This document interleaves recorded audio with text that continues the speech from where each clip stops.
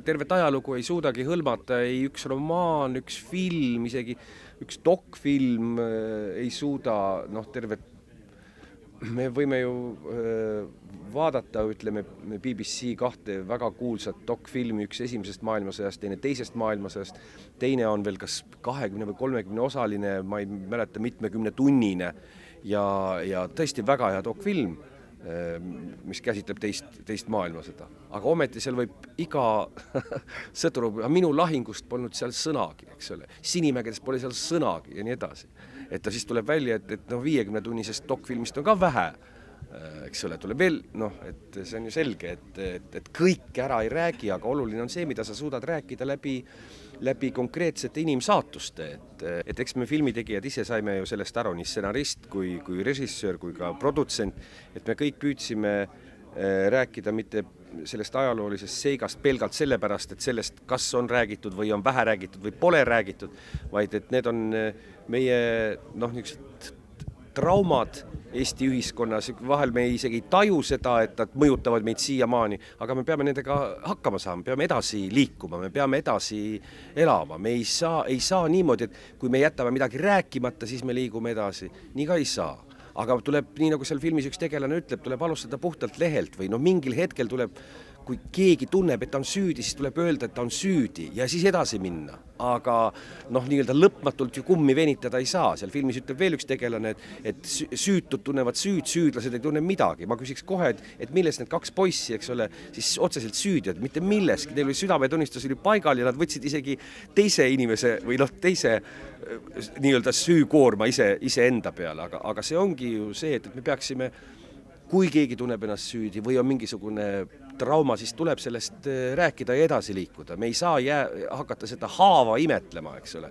Küll oli tore või küll oli hirmus haav minu vanaisal või vanaemal hinges. See oli hirmus, aga me peame edasi liikuma. Aga üsna palju materjali saab ka mälestustest ja tihti on ka tolleaegsed või sündmuste hetkel või vahetult peale seda üles kirjutatud mälestused kaaluvad tegelikult üle selle, mida nüüd takkajärgi 30 või 40 aastat hiljem inimene kas suudab meenutada, tahab meenutada, mälu on ju selekteeriv, ta võib olla ebatäpne, eks ole, et selles mõttes seda materjali ikka leiab. Aga nüüd see küsimuse teine pool, et kas Eesti on nüüd jõudnud sellesse aega, et ta peaks käsitlema kõiki neid ajaloolisi momente, et meil on veel ajalugu on ju veel ju rääkimata nii kirjanduses kui ka filmis. Ma usun, et rootslased on kõik oma suured rahvuslikud niisugused lood juba ammu ära rääkinud, seal pole 2 aastat olnud sõda ja siis ongi Rootsist tulevad head kriminaalromaanid, siis tuleb midagi välja mõelda, eks ole. Aga meil on ju suured lood veel rääkimata, et meil jätkub kineastidele ja kirjanikele jätkub küll veel mida käsitleda.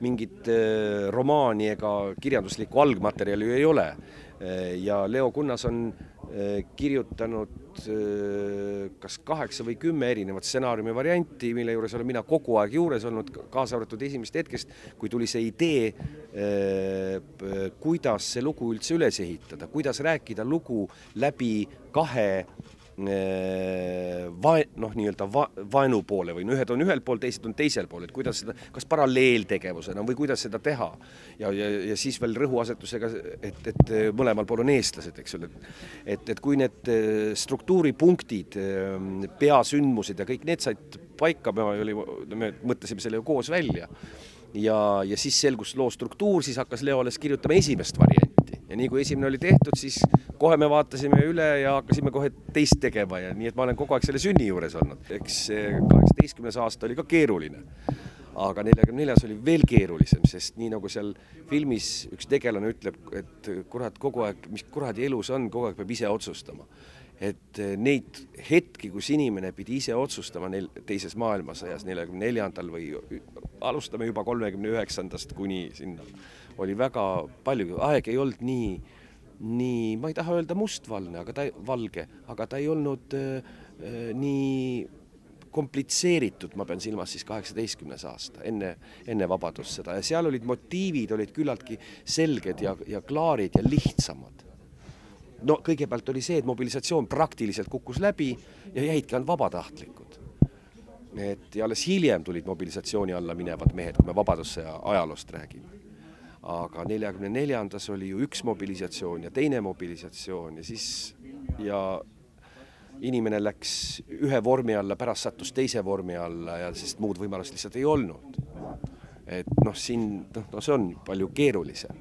Ja seetõttu mõnes mõttes ka huvitavam, et selles perioodis või kujutleda, et mis valikut teete inimene võib sattuda. Kui ameeriklased teevad suurt filmi, mis käsitleb sõda ja üks sõdib ühel pool ja teine sõdib teisel pool, siis et neid kuidagi seostada, siis peaks tingimata välja mõtlema, nad on vennad. Või äärmisel juhul tuttavad või vähemasti koolivennad või klassivennad, et tekiks see moment, et see on sündmus, et sa oled ära tapnud vastaspoolelt kellegi ja sa tead, et on sinu rahvuskaaslane. Samamoodi Venemaal ja see on kõikidel suurtel rahvastel niimoodi. Eestimaal on väike, siin võib olla sündmus isegi see, et sa tapad ära lahingust teise eestlase. Sa tead, et vastasvormis on teine eestlane. Juba see võib tekitada inimeses enne lahingut veel niisugused dilemmad, mida suurriikide esindajatel või sõduritel ei pruugi tekkida. See peab olema siis vend. Aga mis sündmus see on? Ma tapan oma rahvus, eks ole.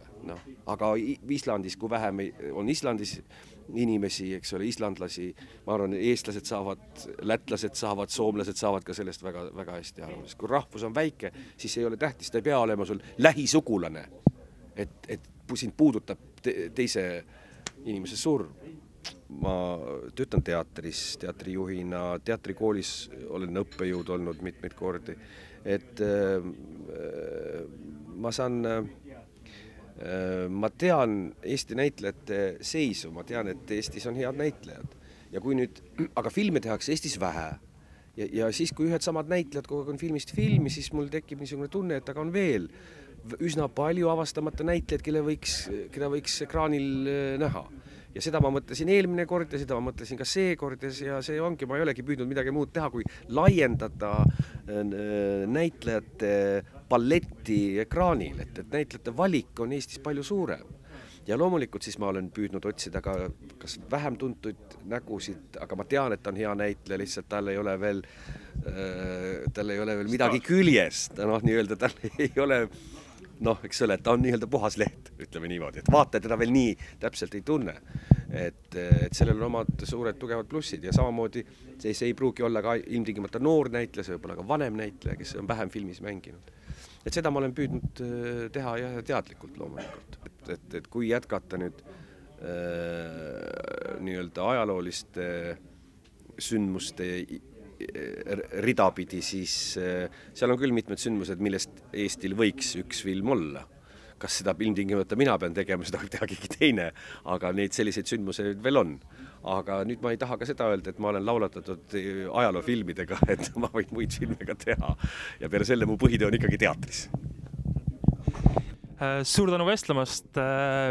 Väga tore film oli, väga super, soovitan kõigile vaatama minna ja soovin edu edasiseks nii teatris kui ka filminduses ja loodame, et see ei jää mitte viimaseks filmiks. Aitäh!